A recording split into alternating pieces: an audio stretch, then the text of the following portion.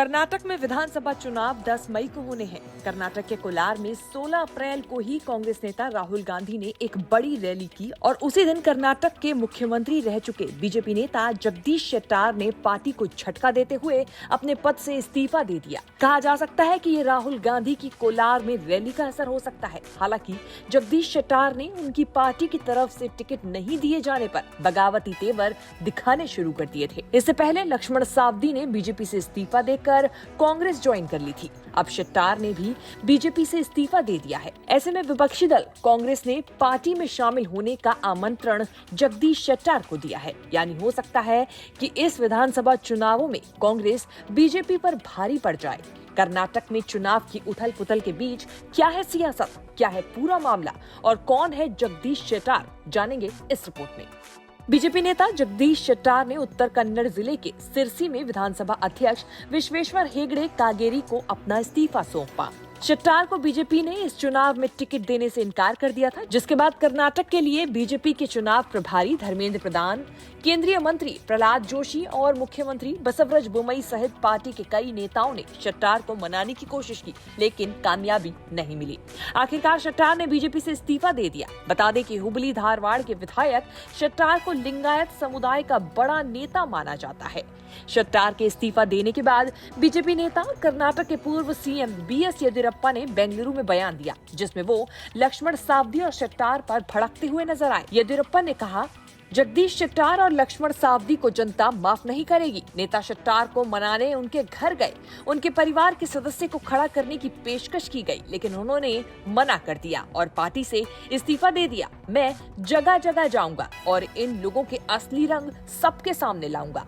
BJP को दोबारा सत्ता में आने से कोई नहीं रोक सकता। आपको बता दें कि हाल ही में बीजेपी ने अपनी 189 उम्मीदवारों की लिस्ट जारी की थी, जिसमें जगदीश शेट्टार को जगह नहीं दी गई थी।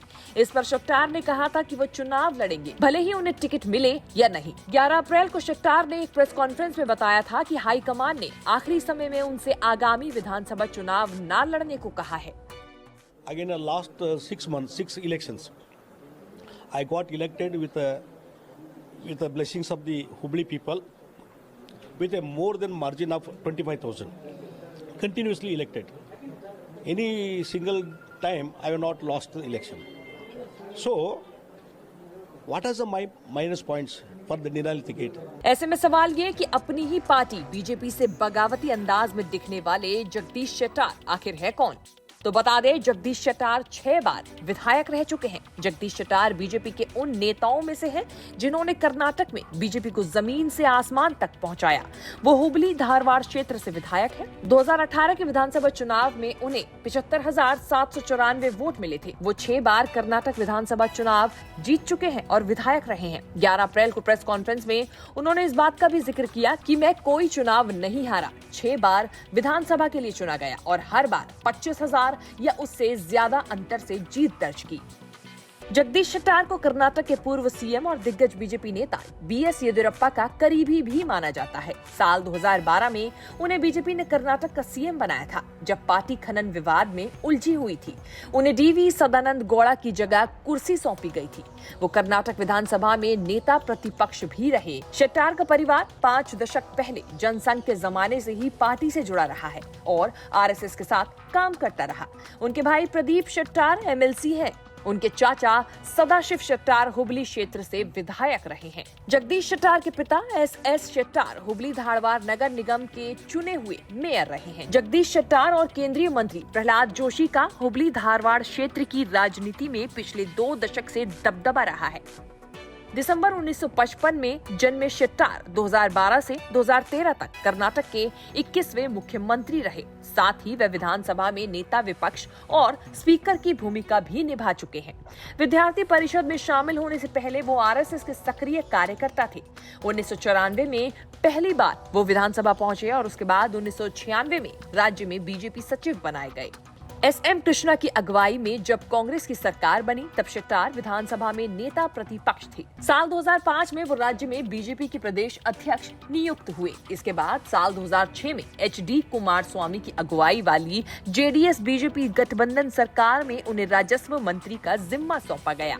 2008 में पार्टी की जीत के बाद शेट्टार को विधानसभा में निर्विरोध रूप से स्पीकर चुना गया। 2012 में बीजेपी ने जगदीश शेट्टार को कर्नाटक की कमान सौंपने का फैसला किया।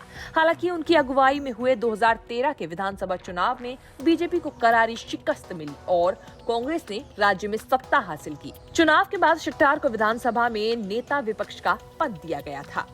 आपको बता दें कि बीजेपी ने 11 अप्रैल को कुल 224 में से 189 निर्वाचन क्षेत्रों के लिए अपने उम्मीदवारों की घोषणा की थी और इस लिस्ट में 52 नए चेहरों को मौका दिया गया। कर्नाटक में विधानसभा चुनाव 10 मई को होने हैं। एक चरण में ये चुनाव होने हैं जिसके नतीजे 13 मई को आएंगे। कर्नाटक में कुल 5 करोड़ 21 लाख मतदाता हैं जो 224 विधानसभा सीटों पर 10 मई को मतदान करेंगे। अब देखने वाली बात होगी कि राज्य में इस बार दबदबा किस पार्टी का बनने वाला है, क्या वो बीजेपी होगी या फिर कांग्रेस, ये 13 मई को साफ हो जाएगा। न्यूज़ तक ब्यूरो।